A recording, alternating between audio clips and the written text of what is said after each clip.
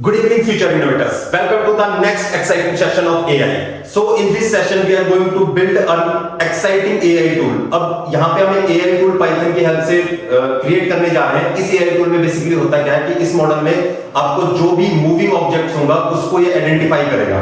आपके और जितने भी स्टिल ऑब्जेक्ट्स होते हैं उनको ये इग्नोर करता है और अगर उस मॉडल के सामने वेबकैम में कोई भी मूविंग ऑब्जेक्ट आता है तो वो वहां पे उसको आइडेंटिफाई करके आपको ये बताता है कि यहाँ पे कोई चीज मूव कर रही है. इसके क्या क्या एप्लीकेशंस होते हैं, करंट एप्लीकेशंस क्या होते हैं, फ्यूचर एप्लीकेशंस क्या होते हैं, ये हम इस सेशन में जानेंगे. और इस मॉडल को हम किस तरह से एग्जीक्यूट कर सकते हैं, किस तरह से हम इसको चला सकते हैं, ये भी हम इसमें सीखने वाले हैं. So real time moving object detection and tracking using OpenCV. What is moving object detection and tracking? क्या चीज होती है? Important in surveillance, traffic, sports और robotics. आपके सर्विलेंस में यूज किया जाता है, ठीक है, आपके ट्रैफिक्स में यूज किया जाता है, सिक्योरिटी पर्पस से यूज किया जाता है, स्पोर्ट्स में, रोबोटिक्स में इसकी बहुत वास्ट एप्लीकेशंस होती है जहां पे हमें मूविंग ऑब्जेक्ट्स को डिटेक्ट करने की जरूरत पड़ती है.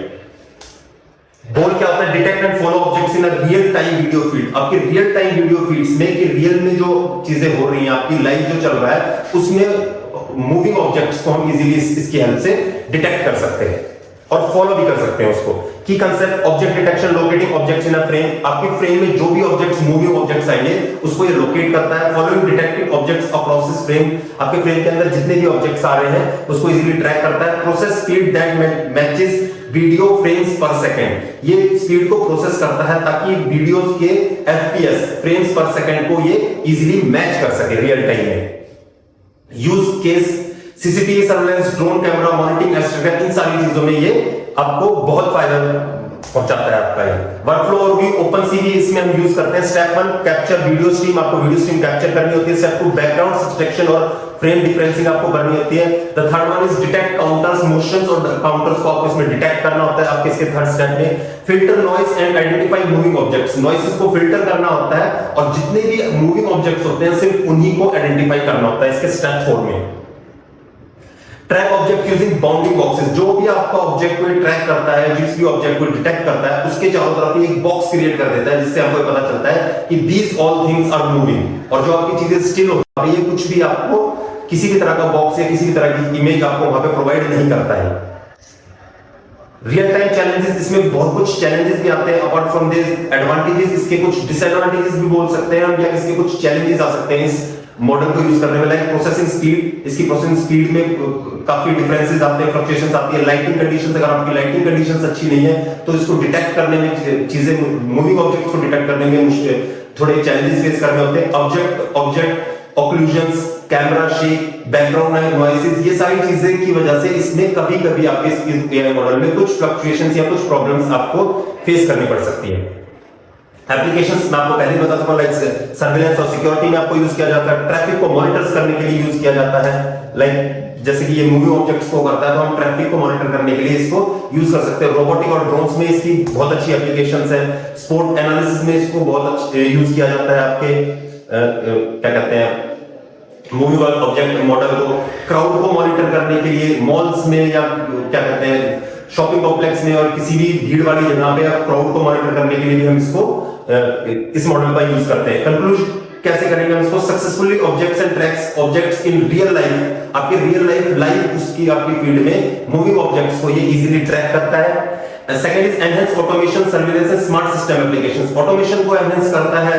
स्मार्ट सिस्टम एप्लीकेशंस में को ये एनहांस करके आपको ये चीजें प्रोवाइड करता है. Demonstrate the power of computer vision and Python in solving real world problems. आपके क्या कहते हैं, कंप्यूटर विजन की और पाइथन की हेल्प से रियल वर्ल्ड प्रॉब्लम्स को सॉल्व करने में आपकी हेल्प करता है. सो that's it from my and. मैं आपको लास्ट में इस मॉडल को एक बार आपको चला के दिखाता हूं कि मॉडल वर्क किस तरह करता है. फर्स्ट ऑफ ऑल इसका एक कोड होता है जो हमको पाइथन आईडीई में जाके इसको हमको कोड को टाइप करना होता है, जो मैंने ऑलरेडी टाइप कर रखा है. In this session we are going to just run this code or we can see how this model works. So this is the code, this is the Python code for this model. We are going to run this code and after that you have to save once this file. Once you save this, and you can have an access of your webcam from your laptop. As you see in this model, आप इसमें देख सकते हैं कि इस model में अभी क्या हो रहा है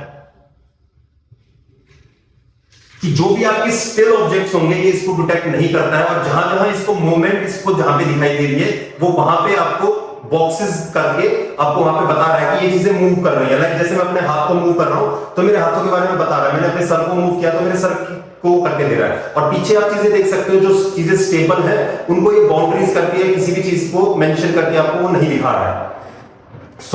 इसको हम आपको एप्लीकेशंस में आपको इजीली बता चुका हूं। जैसे आप इसको अब मैं मूव कर रहा हूं तो आपके रिमोट को ये बॉक्स में करके शो कर रहा है कि मेरा हाथ और ये रिमोट मूविंग ऑब्जेक्ट है।